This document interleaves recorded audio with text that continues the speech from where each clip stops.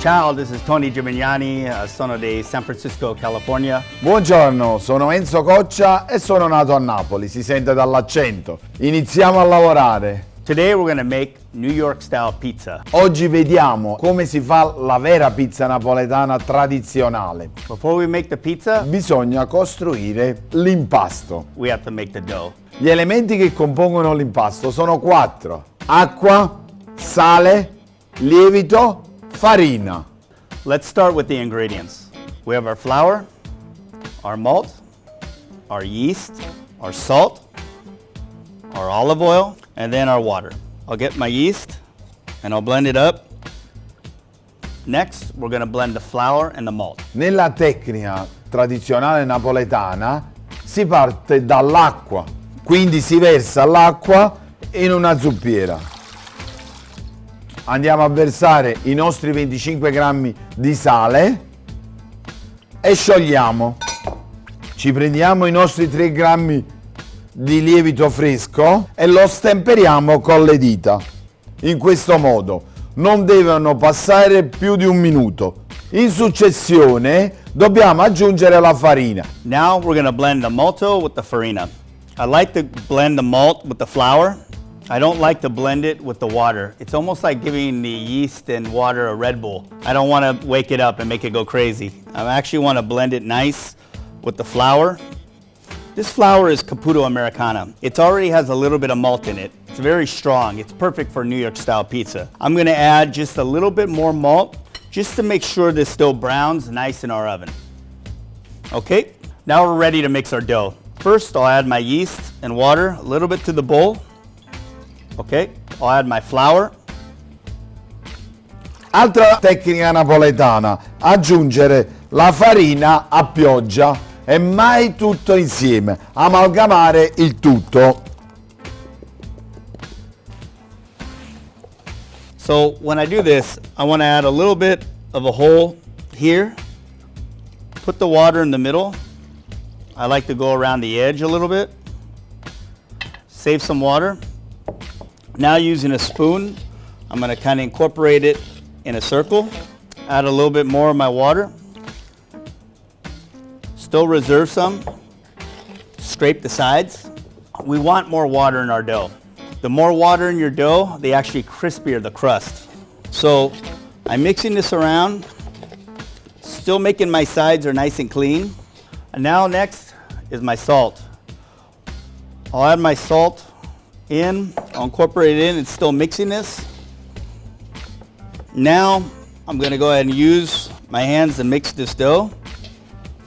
I always like to grab a lot of the flour around the edges, kind of grab that in. Okay, now the salt is mixed into our dough. We'll go ahead and grab our olive oil. I'll pour that right in the middle, and then now I'll incorporate it in for just a little while longer.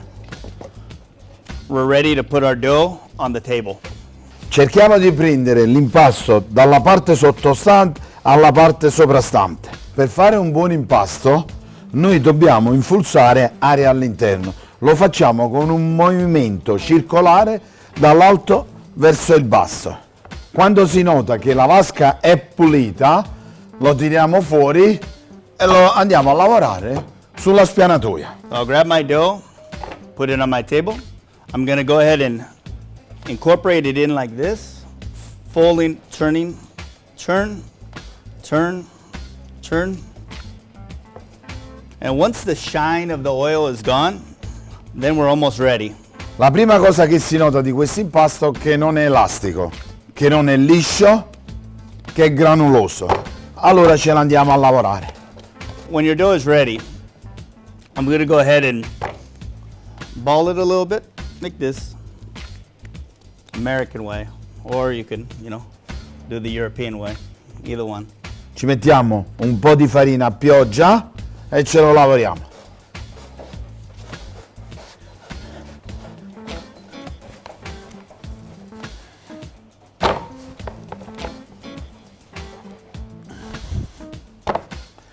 Cercando sempre di chiudere all'interno in modo che noi avremo più ossigenazione e aria all'interno.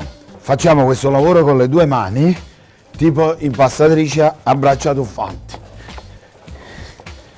I'll have my dough here. So I have a damp towel that's wet. We're gonna cover this for about 45 minutes. I'll keep it nice and cool. Si nota che l'impasto è diventato più liscio.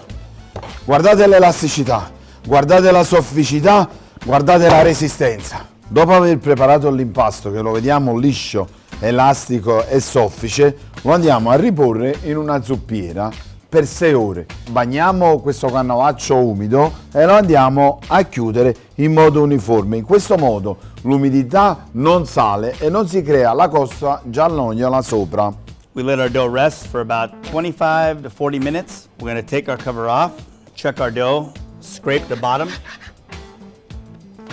Depending on the size that you want. Typically New York pizza is molto grande, very big. I'm gonna cut this in half. When I take my dough, I'm gonna ball my dough. When I ball my dough, I want it to be nice and tight on the bottom, pinching that bottom.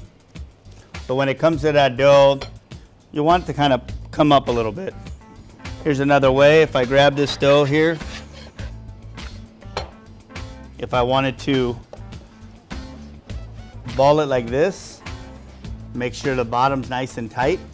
Dopo 6 ore ad una temperatura di 20-22 gradi vedrete che l'impasto ha aumentato di volume del quasi del 100%. Andiamo a proporzionarci le pagnottelle. Con un movimento del medio e dell'anulare spingiamo all'interno e muoviamo l'indice e il pollice e ci posizioniamo le nostre pagnottelle. Sempre con il nostro canovaccio umido ricopriamo tutto e lasciamo lievitare per altre 6 ore. L'impasto senza frigorifero può lievitare per 18 ore massimo, poi muore. Now, I'm gonna put this covered in my refrigerator and let it rise for 24, 36, or even 48 hours. This dough is nice and tight. I want the yeast to feed on those sugars that are already present in the dough. I want this dough to be light, airy, have great structure, and of course taste super amazing. Il nostro panetto è lievitato, noi adesso facciamo il lavoro di manipolazione. L'UNESCO ha riconosciuto lo schiaffo come arte del pizzaiolo. Che cos'è lo schiaffo? Ve lo faccio vedere.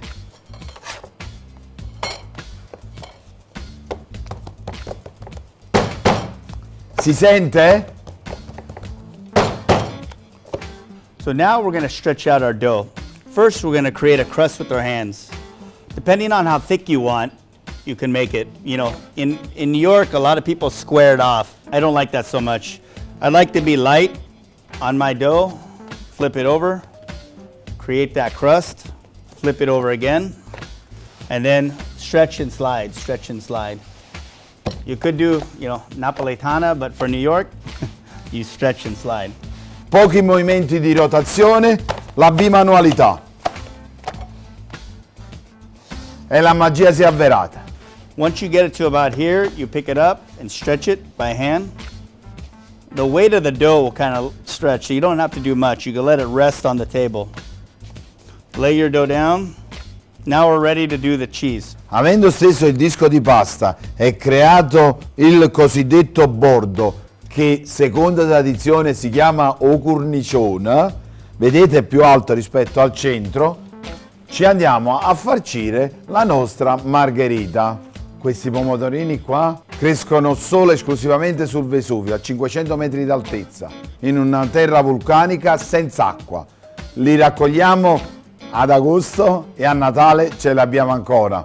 When you make New York style pizza, especially when it comes to the pizza sauce, it's very robust and strong. Typically it's 3 parts ground tomatoes to 1 part paste. So you have this super concentrated paste that we're gonna add to our ground tomatoes. So this will naturally sweeten it up rather than adding sugar to it. You can just actually mix this in. Once you mix this in with these chow tomatoes, I'm gonna add a few ingredients. So this is a combination of sea salt, oregano, a little bit of black pepper. We're gonna add a little bit of this seasoning. And something that you see in New York a lot is onion powder.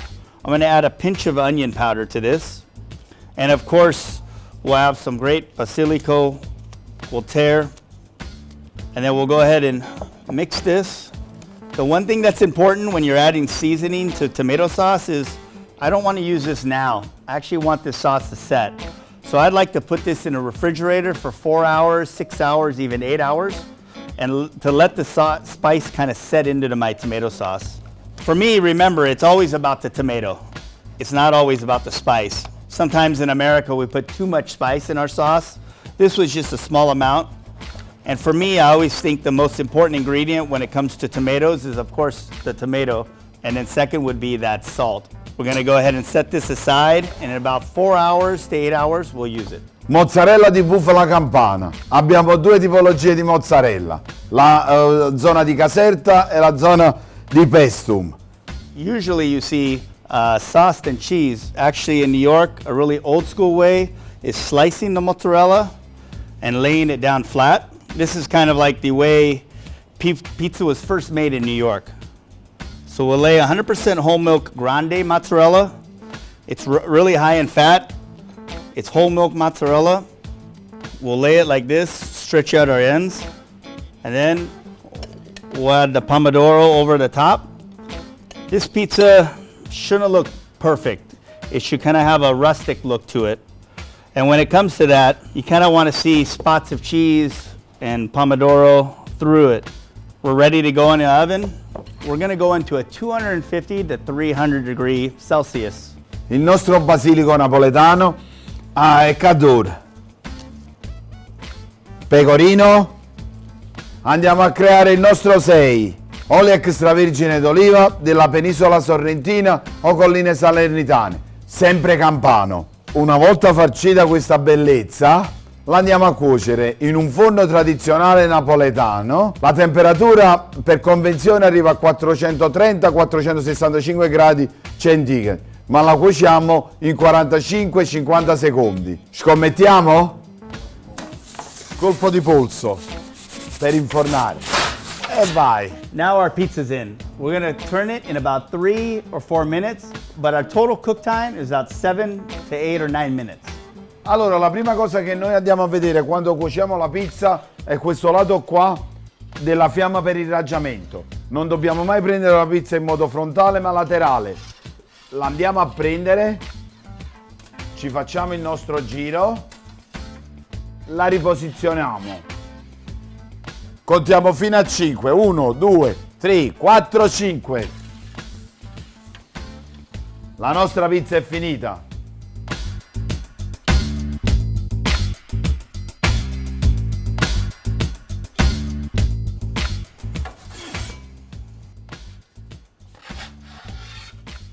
Okay, now we have our New York pizza.